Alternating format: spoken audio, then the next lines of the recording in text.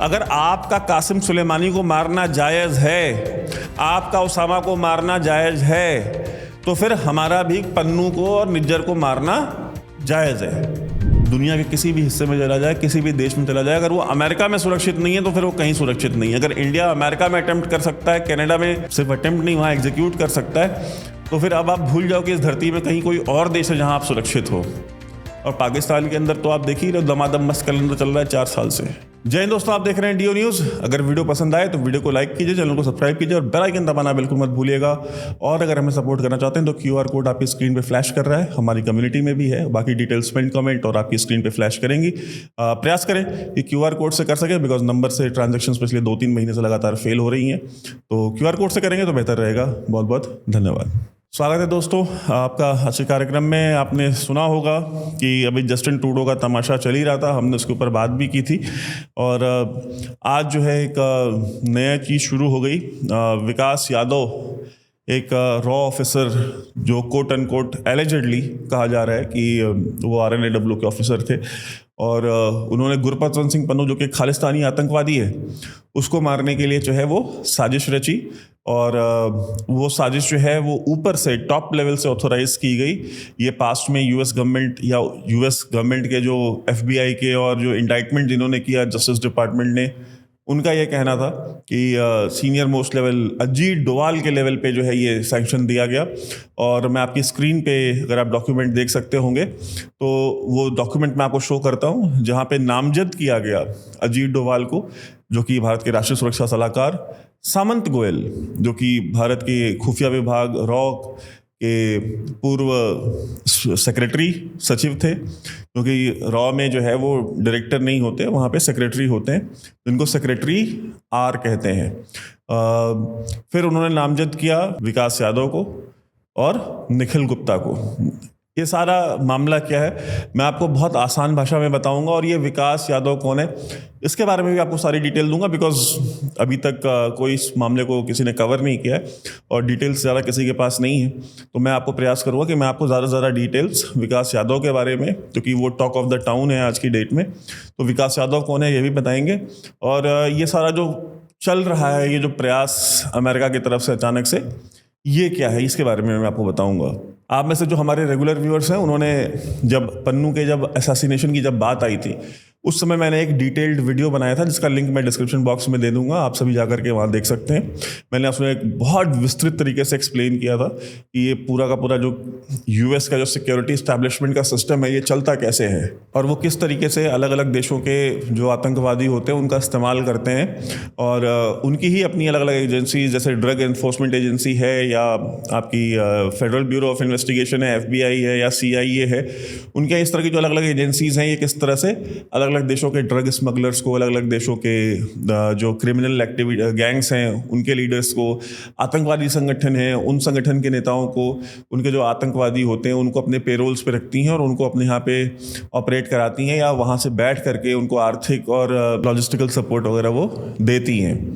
ये सारा सिस्टम मैंने उसमें एक्सप्लेन किया हुआ था। उसमें मैंने डेविड कोलमैन हेडली, जो कि 26/11 हमले का जो सबसे बड़ा मास्टरमाइंड था, मैंने उसका पूरा आपको समझाया था कि उसकी पैदा होने से लेकर के आज तक की उसकी सारी कहानी मैंने बताई थी कि US इंटेलिजेंस एजेंसीज ने किस तरह से उसका उपयोग किया, जिसने 26/11 का हमला भारत में किया था। और परसों के वीडियो में मैंने आपको बताया था कि किस तरीके से जो कैनेडियन इंटेलिजेंस है उसने जो एयर इंडिया का प्लेन था कनिष्का, उसके बॉम्बिंग में CSIS ने किस तरह से अपना रोल प्ले किया था, वो भी मैंने आपको बताया था।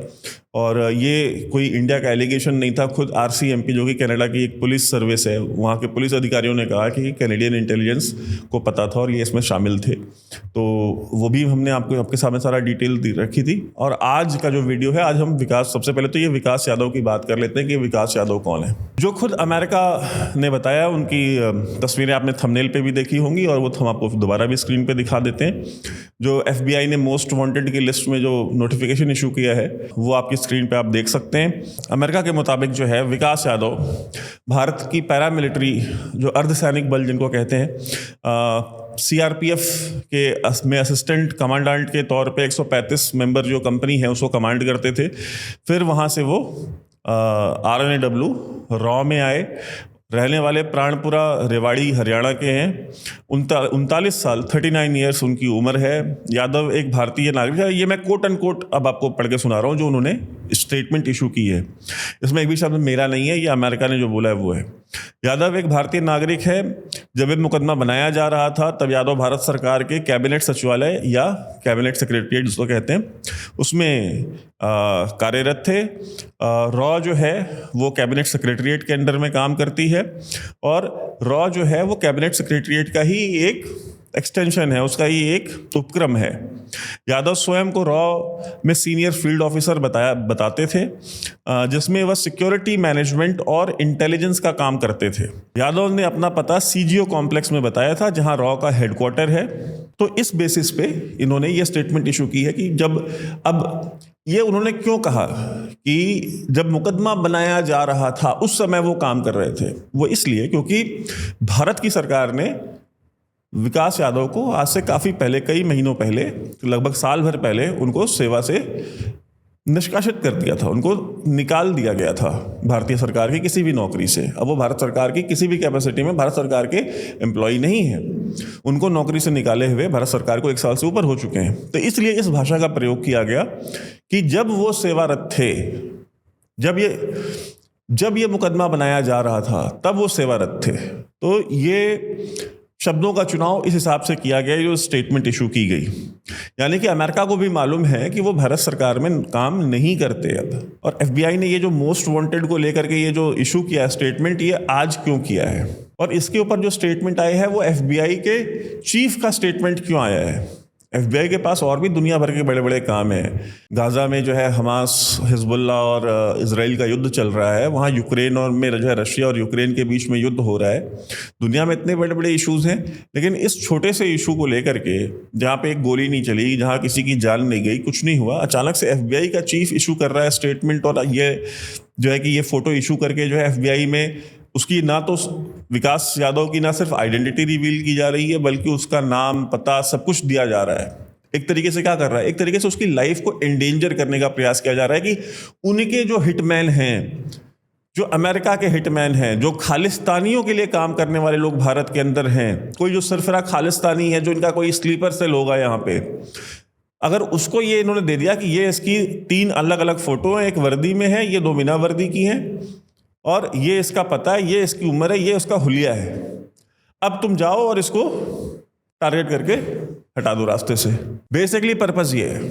मैं चाहता नहीं था कि ये मैं फोटोज अपने भी चैनल पे दिखाऊं, बट अब चूंकि हर जगह मीडिया में छप चुका है, पूरे ट्विटर पे वायरल हो रहा है, सारे मीडिया पोर्टल जितने भी प्रिंट मीडिया के वो सारे अपनी स्टोरीज में वो फोटो लगा रहे हैं, तो फिर हमने भी लगाई है। लेकिन जो सीआईए ने किया है, वो सीआईए का एजेंडा ये है कि सीआईए ने बेसिकली टारगेट दिया है अपने हिटमैन्स को, अपने स्लीपर सेल्स को, जो और इंटेलिजेंस एजेंसीज इसी तरीके से ही ऑपरेट करती हैं। कहते हैं जो बिल्कुल सटल तरीका होता है अपने काम कराने का, उनमें से एक तरीका ये भी होता है कि आप आइडेंटिटी रिवील कर देते हैं। आइडेंटिटी आपने जिस भी इंटेलिजेंस ऑपरेटर की आइडेंटिटी रिवील कर दी, वो चाहे किसी भी देश का हो। कनाडा ने भी यही काम किया था। जो RNAW के रॉ के जो स्टेशन चीफ थे वहाँ कनाडा में, उनका नाम और उनके टीम मेंबर्स का नाम रिवील करके और उनका सर्विस नंबर, बैच नंबर जो भी था, उन्होंने वो रिवील करके मीडिया में लीक कर दिया। अब उस ऑफिसर का उन्होंने करियर ख़त्म कर दिया कि अब वो किसी भी दूसरे देश में अगर आउट स्टेशन पोस्टिंग लेने जाएगा, वहाँ के देश जो है उसको परमिशन ही नहीं देंगे अपने यहाँ ज्वाइन करने की, क्योंकि उनको पता है कि भाई ये तो कोई फॉरेन ऑफिस का या कोई फॉरेन मिनिस्ट्री का या इंडियन फॉरेन सर्विस का तो ऑफिसर ही नहीं है, ये तो RNAW का ऑफिसर है। तो उसका करियर ख़त्म हो गया। ये इसी तरीके से काम किया जा रहा है और ये कनाडा और अमेरिका दोनों इस लेवल पे उतरे हुए हैं कि ये कर रहे हैं। अच्छा, टाइमिंग अभी ही क्यों? ये 4 दिन बाद नहीं हो सकता था या 6 दिन बाद नहीं हो सकता था, लेकिन अभी किया गया। क्यों? क्योंकि 21 तारीख को या 22 तारीख को प्रधानमंत्री रशिया जा रहे हैं। वो रशिया क्यों जा रहे हैं? क्योंकि ब्रिक्स की समिट है, और ब्रिक्स की समिट होस्ट कौन कर रहा है? रशिया होस्ट कर रहा है। ब्रिक्स इस समय दुनिया की one of the biggest alliance है, आप कह लीजिए दुनिया में, नॉन मिलिट्री अलायंस। ब्रिक्स जितना ग्लोबल GDP में कंट्रीब्यूट कर रहा है, उसका आधे का आधा भी जो है वो G7 पूरा मिलके नहीं कर पा रहा। जो कि दुनिया के 7 सबसे ताकतवर जो देश हैं। ब्रिक्स दुनिया का उभरता हुआ पावर हाउस है। दुनिया का भविष्य ब्रिक्स ही है। दुनिया में जो भी आर्थिक प्रगति होनी है, जो भी इकोनॉमिक सुपर पावर्स निकलेंगे भविष्य में, वो चाहे भारत हो, चाहे चाइना हो, चाहे रशिया हो, चाहे कोई भी देश है, ब्राज़ील हो, आप ब्राज़ील को अंडरमाइन नहीं कर सकते हैं। ब्राज़ील की ग्रोथ स्टोरी को आप अंडरमाइन नहीं कर सकते। तो ये जितने भी देश हैं, इनमें से जो भी भविष्य के जो सुपर पावर्स हैं, जो भविष्य की इकोनॉमिक सुपर पावर्स हैं, मिलिट्री सुपर पावर्स हैं, वो सारे इस ब्रिक्स का ही हिस्सा हैं। और ब्रिक्स की समिट रशिया में हो रही है, रशिया होस्ट कर रहा है। और यूक्रेन वॉर चलते समय अगर रशिया इतना बड़ा अगर ब्रिक्स का समिट होस्ट कर लेता है सक्सेसफुली, तो फिर वो तो अमेरिका का तो नैरेटिव फेल हो गया ना यूक्रेन वॉर का, कि हमने रशिया को जो है वो अलग थलग कर दिया है, रूस दुनिया में अकेला पड़ गया है, पूरी दुनिया यूक्रेन के साथ आके खड़ी हो गई है। वो तो नैरेटिव फेल हो जाता है। और भारत जैसा दुनिया का सबसे बड़ा लोकतंत्र, दुनिया की सबसे तेजी से ग्रोथ करती हुई अर्थव्यवस्था, अगर वो वहां पे जा करके उस ब्रिक्स समिट में सम्मिलित होते हैं प्रधानमंत्री, तो इस चीज को तो वो नहीं टॉलरेट करेंगे। इस वजह से अभी ये काम किया गया है, इंडिया के ऊपर प्रेशर डाला। लेकिन ये गलत फहमियां हैं इनकी। इनको ये लगता है कि इनकी इन ट्रिक्स से, इनकी इस तरह के प्रेशर टैक्टिक्स से इंडिया दब करके जो है वो इनकी बातें मान लेगा, या इंडिया ब्रिक्स समिट में नहीं अटेंड करेगा, या इंडिया रशिया को अबैंडन कर देगा। ये जब से यूक्रेन वॉर शुरू हुई है तब से प्रेशर डाल रहे हैं। इंडिया ने अभी तक इनकी बात नहीं सुनी। अब ब्रिक्स समिट भी हो जाएगी, इंडिया चला जा करके आ जाएगा, तो ये अब उसको रोकने का, उसको फेल करने का हर सार्थक प्रयास कर रहे हैं। इस तरह के बहुत फ्यूटाइल प्रयास हो चुके हैं। बिकॉज आप जब कासिम सुलेमानी को मारते हो, कासिम सुलेमानी सीरियन नहीं था, कासिम सुलेमानी गाजा से नहीं था, कासिम सुलेमानी यमनी नहीं था, कासिम सुलेमानी का वो लेबनान से उसका कोई लेना देना नहीं था, वो ईरानियन था। और इराक में जो कि शियाओं की सबसे होलीएस्ट साइट्स जो है वो इराक में है, वो वहां पे था, और तुमने वहां पे उसको बॉम्ब गिरा करके मार दिया। उस समय इराक की टेरिटोरियल इंटीग्रिटी और सॉवरेनिटी कहां गई थी? ईरान का जो सिटीजन है उसकी ह्यूमन राइट्स कहां थे? आप रशियंस को मरवाते हैं टारगेटेड किलिंग में, जो ओलिगार्क्स हैं या जो केजीबी के करीबी हैं या वहां के जो मिलिशियाज हैं, आप उनको मरवाते हैं तो किसी से परमिशन लेने जाते हैं। उस समय उस रशिया की, रूस की टेरिटोरियल इंटीग्रिटी और सॉवरेनिटी कहां जाती है? उनके सिटीजन्स की ह्यूमन राइट्स कहां जाते हैं? कासिम सुलेमानी कोई टेररिस्ट तो नहीं था ना, वो तो आर्मी का जनरल था, वो IRGC का जनरल था, कुछ फोर्स का कमांडर था, वो कोई टेररिस्ट नहीं था। आपने उसको मरवा दिया, वो जस्टिफाइड है। लेकिन हमारा टेररिस्ट अगर भारत टारगेट करता है, चाहे वो निज्जर हो, चाहे पन्नू हो, चाहे इनके जैसे और भी कितने भी हों, तो वो तुम्हारे सिटीजन हो जाते हैं। अगर आतंकवादी जाकर के अमेरिका या कनाडा की नागरिकता ले ले तो उसको नहीं मारा जा सकता, वो चाहे कितना भी बड़ा आतंकवादी हो। उसने भारत में चाहे जितनी भी हत्याएं कराई हो, उसने चाहे भारत में कितने भी लोगों को मरवाया हो, चाहे वो भारत को तोड़ने की बात करता हो। आज अमेरिका में एक ग्रुप खड़ा हो जाए अश्वेतों का, और वो कहे कि भाई हमको ब्लैक्स के लिए एक कंट्री चाहिए अमेरिका में, अमेरिका के अंदर ब्लैक्स के लिए एक कंट्री होनी चाहिए, और वो निकल करके वाइट्स के ऊपर हमले करने शुरू कर दें और वाइट्स के ऊपर बॉम्बिंग करना शुरू कर दें, उनकी टारगेट किलिंग करना शुरू कर दें, हजारों वाइट्स इस बेसिस पे मार दें कि वो वाइट्स हैं, आर्म्ड इंसर्जेंसी, आर्म्ड मिलिटेंसी शुरू कर दें अमेरिका के अंदर। और जब यूएस गवर्नमेंट उनको ढूंढना शुरू करे, उनको पकड़ना शुरू करे, तो उनमें से जो मास्टरमाइंड है, जो 100, 150, 200, 400 जो भी बड़े लीडर्स हैं, उनके कमांडर्स हैं, वो भाग के भारत आ जाए, भारत में उनको अपने यहाँ नागरिकता दे दे। ये सेम आर्गुमेंट तब अप्लाई होगा? ये सवाल है मेरा। अमेरिका में रहने वाले मुसलमान ही डिसाइड कर लें कि भाई हमको पाकिस्तान टाइप का एक इस्लाम के बेस्ड देश हमको यहाँ पे भी चाहिए, नॉर्थ अमेरिका में भी चाहिए, क्या अमेरिका या कनाडा टॉलरेट करेंगे उस चीज़ को? उनकी लीडरशिप भाग करके अगर इंडिया आ जाए तो इंडिया से मांगेंगे ना वापस, क्या तुमको वापस भेजो, एक्स्ट्राडाइट करो। और ये अमेरिका इस तरह का देश है। मैं अपने दर्शकों से बताना चाहता हूँ, तहव्वुर राना और डेविड कोलमैन हेडली, जिसका असली नाम था दाऊद गिलानी, उसका असली नाम नहीं लेते डेविड कोलमैन हेडली का, इन दोनों का एक्स्ट्राडिशन 26/11, ये दोनों रिस्पॉन्सिबल हैं। एक ने सारा पैसा अरेंज करके दिया है, एक ने सारी प्लानिंग करके दी है। इन दोनों का एक्स्ट्राडिशन जो है, ये दोनों यूएस सिटीजन है, इन दोनों का एक्स्ट्राडिशन इंडिया ने मांगा, आज तक नहीं दिया। एक्स्ट्राडिशन तो दूर की बात है, इनसे पूछताछ तक नहीं करने दी।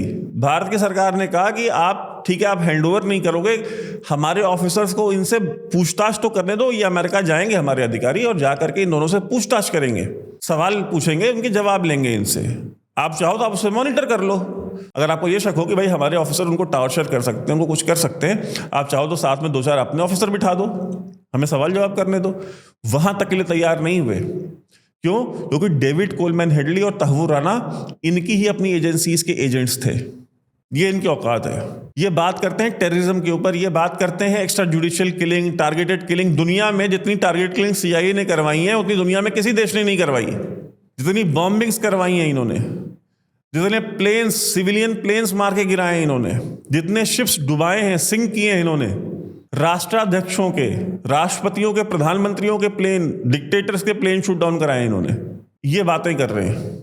अगर आपका कासिम सुलेमानी को मारना जायज है, आपका उसामा को मारना जायज है, तो फिर हमारा भी पन्नू को और निज्जर को मारना जायज है। और ये जो डर्टी गेम्स खेल रहे हैं विकास यादव की फोटो निकाल करके और उसको टारगेट करके, इससे होना जाना कुछ नहीं है। उसका बाल भी बाका नहीं कर सकते। ये बता रहा हूं मैं। वो सरकारें चली गई इस देश में जहां पे आप DRDO के और इसरो के साइंटिस्टों को निकाल करके उनकी टारगेटेड किलिंग करवाते थे। उनकी लाशें जो है वो कभी ट्रेन की पटरियों पे मिला करती थी और कभी सड़क के किनारे और कभी अपने बेडरूम के अंदर जो है वो खून में लथपथ पाए जाते थे। वो टाइम चला गया। अब इस देश में वो सरकारें नहीं हैं जब नंबी नारायण जैसे साइंटिस्ट को उठा करके सरकारें जो है वो 25-25 साल, 20-20 साल जेल में डाल दिया करती थी बिना किसी एविडेंस के, बिना किसी सबूत के, सिर्फ इसलिए क्योंकि वो क्रायोजेनिक इंजन बना रहा था भारत की स्पेस प्रोग्राम के लिए। वो सरकारें अब भारत में नहीं है। वो चली गई सरकारें जो आपकी भड़वत करती थी, यहाँ बैठ के आपकी दलाली करती थी। वो सरकारें अब भारत में नहीं है जो आपके एक इशारे पे जो है वो बूट पॉलिश लेकर के और ब्रश लेकर के पहुंच जाते थे और आपकी जूते पॉलिश करना शुरू कर देते थे।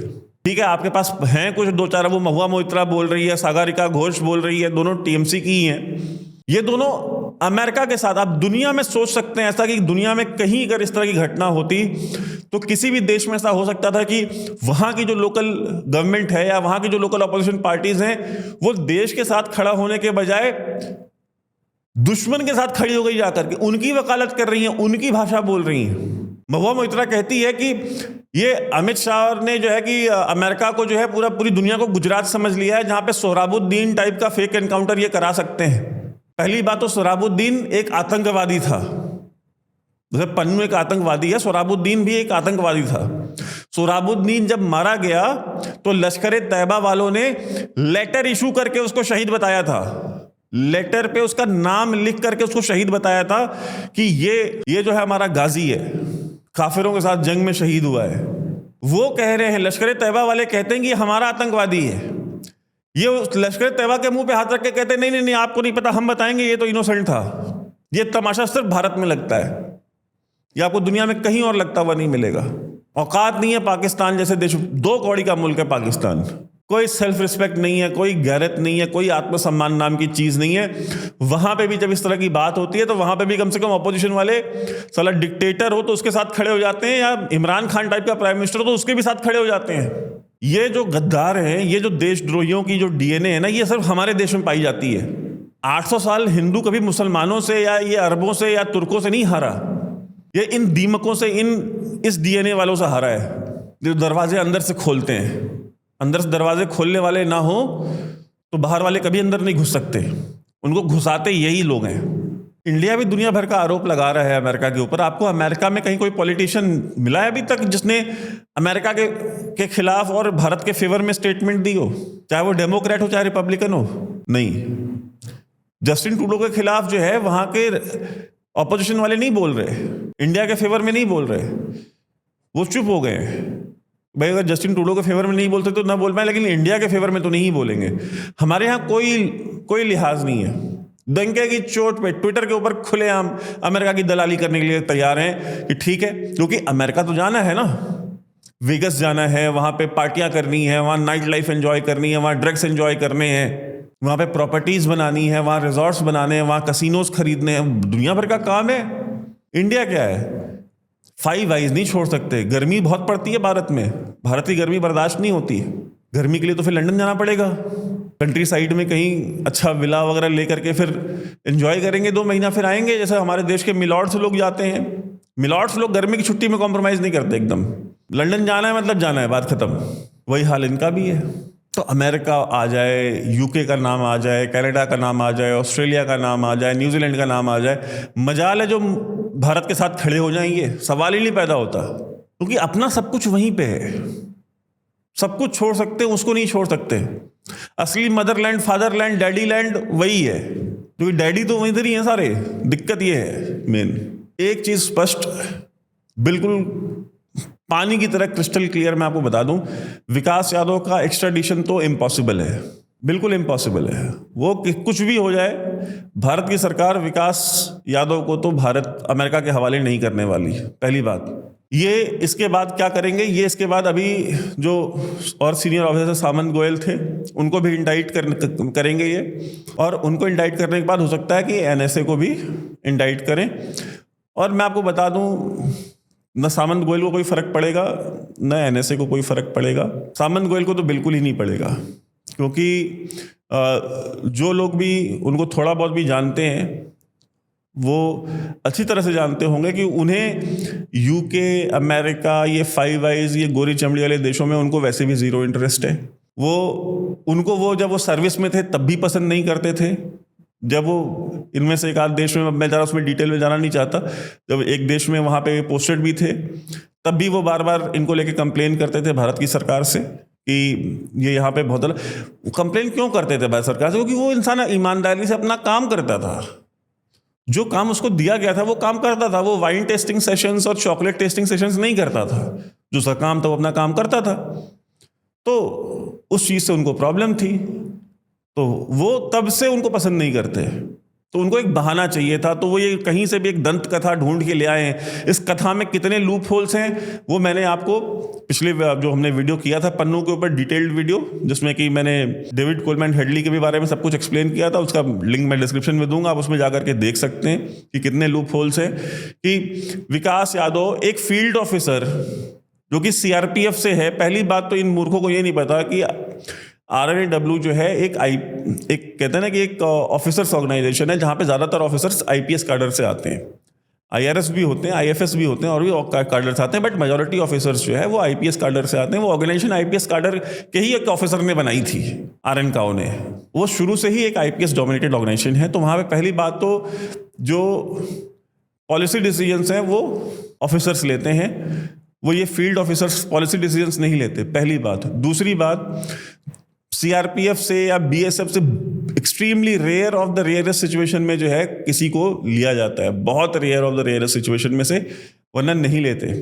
इवन जो भारत की आर्म्ड, जो रेगुलर जो आर्म्ड फोर्सेस हैं, आर्मी, नेवी, एयरफोर्स, उसमें से भी एक बहुत मिनिस्क्यूल जो है डेपुटेशन पे लोग आते हैं, और फिर वो डेपुटेशन के बाद चले जाते हैं, और वही बहुत लार्ज स्केल पे वहां से भी नहीं आते। तो CRPF, BSF में से तो आप सोच लीजिए ना कितने ही आते होंगे। और उसके बाद इतना इंपॉर्टेंट ऑपरेशन अमेरिका के अंदर पन्नू जैसे आतंकवादी की असैसिनेशन एक फील्ड ऑफिसर को दे करके कि वो उसको प्लान करे, वो उसको एग्जीक्यूट करे, मतलब इससे बड़ी बेवकूफ़ी की और इससे बड़ी, कहते नहीं, इससे भलती जो है ना, वो स्क्रिप्ट नहीं लिखी जा सकती। मतलब इससे वाहियात स्क्रिप्ट नहीं लिखी जा सकती, जिसने भी लिखी है। इतने लूपहोल्स इसमें एक और लूपहोल बता दूं, इन्होंने कहा कि इन्होंने जो है वो निखिल गुप्ता को हायर किया, और निखिल गुप्ता जो है वो ड्रग स्मगलर था। निखिल गुप्ता ने एक अनआइडेंटिफाइड, इनका सीक्रेट एजेंट था, ठीक है, सीक्रेट इन्फॉर्मेंट था इनका, ठीक है। तो कॉन्फिडेंशियल इन्फॉर्मेंट जो था इनका, उसको जो है निखिल गुप्ता ने अप्रोच किया इस काम के लिए। उस इन्फॉर्मेंट ने तुरंत कांटेक्ट किया FBI को और DEA को, और उसने कहा, क्योंकि वो उनके पेरोल पे था, तो उनसे कहा कि जी ये हमसे ये काम कराना चाह रहे हैं। तो उन्होंने कहा ठीक है। तो फिर DEA ने और FBI ने बिल्कुल अंडर कवर ऑपरेशन रन किया, और इन्होंने अपने ही एक एजेंट को असैसिन बना करके, एक किलर बना करके भेजा कि ठीक है मैं कर दूंगा काम तुम्हारा, बताओ। तो उसने बोला कितना लोग, उसने कहा $1.5 लाख लूंगा। उसने कहा ठीक है। तो उसका 10% यानी कि $15,000 उसने एडवांस पेमेंट की निखिल गुप्ता ने। और जिस समय उसने पेमेंट की, और पैसा भी निखिल गुप्ता ने खुद नहीं दिया, पैसा भी जो है वो विकास यादव के एक साथी ने अमेरिका में पे किया। अब वो साथी कौन है उसका नाम कहीं से इंडाइटमेंट में नहीं है। जिसने पेमेंट की है एक्चुअली उसका नाम तो इंडाइटमेंट में है नहीं। NSA का नाम है अजीत डोवाल का, सामंत गोयल का नाम है, विकास यादव का नाम है, निखिल गुप्ता का नाम है, लेकिन उस एसोसिएट का जिसने पैसे दिए एक्चुअली ग्राउंड पे, उसका नाम ही नहीं है। इससे बड़ा लूप होल आप मुझे ढूंढ के दिखाइए इस स्टोरी में।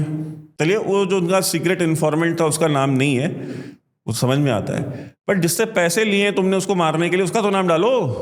वो भी अमेरिका में ही लिए हैं, इंडिया से भाई कुरियर नहीं गया एनवेलप में पैसा, वहीं अमेरिका में ही लिए। या तो अमेरिका में रहता होगा, या अमेरिका में किसी इंडियन एम्बेसी में काम करता होगा, या कोई इंडियन अमेरिकन होगा वहाँ पे, उसने पैसे दिए होंगे। तो वो तो है ही नहीं इंडाइटमेंट में, तो इससे बड़ा लूप होल क्या होगा। तो भाई कह रहा हूँ कि इस पूरी दंत कथा में बहुत सारे लूप होल्स हैं और कोई फर्क नहीं पड़ता है इससे, मैं आपको ऑनेस्टली बताऊं। क्योंकि जिनका जिनका नाम इन्होंने इंडाइटमेंट में डाला है, इन लोगों को कोई फर्क नहीं पड़ता है। जरा जरा क्या कर लेंगे कि भाई ठीक है ये अमेरिका नहीं आ सकते, नहीं जाएंगे।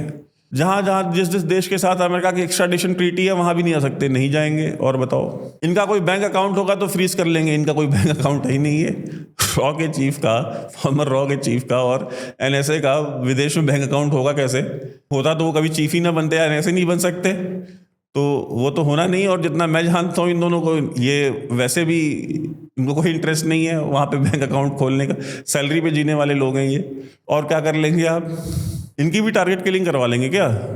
वो भी शौक पूरा करके प्रयास करके देख लीजिए। अगर उस लेवल पे ले जाना चाहते हैं रिलेशंस को तो वो भी करके देख लीजिए। कर नहीं पाएंगे वो काम, लेकिन फिर भी ठीक है। जिस दिन भारतीय सरकार को मालूम चल गया कि आप ये प्रयास कर रहे हैं, जिस दिन इंडियन एजेंसीज को मालूम चल गया कि अब आप इस प्रयास पे उतर गए हैं कि अब आप हमारे पर्सनल्स को आप टारगेट करेंगे, तो फिर तो उस दिन तो फिर गेम ओवर हो जाएगी ना। फिर उस दिन इंडिया को एक साइड चूज करनी पड़ जाएगी। और मुझे पता है कि अमेरिका में पागल लोग हैं, नियोकॉन्स हैं सिरफिरे, लेकिन सारे ही पागल नहीं है वहाँ। और इंडिया के इतने 140 करोड़ की मार्केट जो है ना, वो आपको नहीं मिलनी कहीं और आपके जो बाऊजी लोग हैं जो आपका मुल्क चलाते हैं, पूरा देश चलाते हैं वॉल स्ट्रीट में बैठ के, और ये ब्लैक रॉक वाले और ये जो भी ये फैमिलीज़ हैं, 10-12 फैमिली जो पूरा अमेरिका चला रही हैं, उनके इंटरेस्ट भारत में बहुत बड़े हैं। वो काम होने नहीं देंगे, वो काम आपको करने भी नहीं देंगे। तो जब एक रेड लाइन आप क्रॉस करेंगे ना, तो फिर वो आपको आपकी औकात दिखा देंगे वहाँ पे कि अब यहाँ से पीछे जाओ। और इंडिया को बात मालूम है, मैंने आपको बता दिया। जो लोग वहाँ पे देख रहे हैं, जो बाहर से यूएस से यूके से हमारे वीडियोस देख रहे हैं, आप अपने दोस्तों के साथ ये वीडियो ज़रूर शेयर कीजिए और हमारा संदेश वहाँ की जो भी आपके लोग हैं उन तक ज़रूर पहुँचाएं। ये भारत वो भारत नहीं है, ये नंबी नारायण को जेल में डालने वाला भारत नहीं है, ये अपने वैज्ञानिकों की हत्या होते हुए देखता हुआ बेबस लाचार भारत नहीं है। ये भारत वो भारत नहीं है जहाँ पे खालिस्तानी बसों से उतार करके एक एक दिन में जो है 15-15 हज़ार 10-10 हज़ार हिंदुओं को गोली मार दें। ये वो भारत नहीं है। ये लाचार भारत, बेबस भारत, झुका हुआ भारत, मजबूर भारत नहीं है।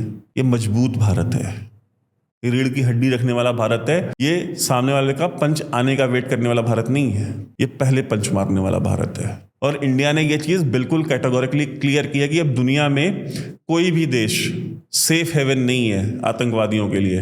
कोई भी आतंकवादी, चाहे खालिस्तानी हो, चाहे वो कश्मीरी हो, चाहे वो कहीं और से केरल से पीएफआई का हो, चाहे किसी भी रीजन से आता हो, कुकी हो, मैती हो, कुछ भी हो, भारत में दुनिया के किसी भी हिस्से में चला जाए, किसी भी देश में चला जाए, अगर वो अमेरिका में सुरक्षित नहीं है तो फिर वो कहीं सुरक्षित नहीं है। अगर इंडिया अमेरिका में अटेम्प्ट कर सकता है, कनाडा में सिर्फ अटेम्प्ट नहीं, वहाँ एग्जीक्यूट कर सकता है, तो फिर अब आप भूल जाओ कि इस धरती में कहीं कोई और देश है जहाँ आप सुरक्षित हो।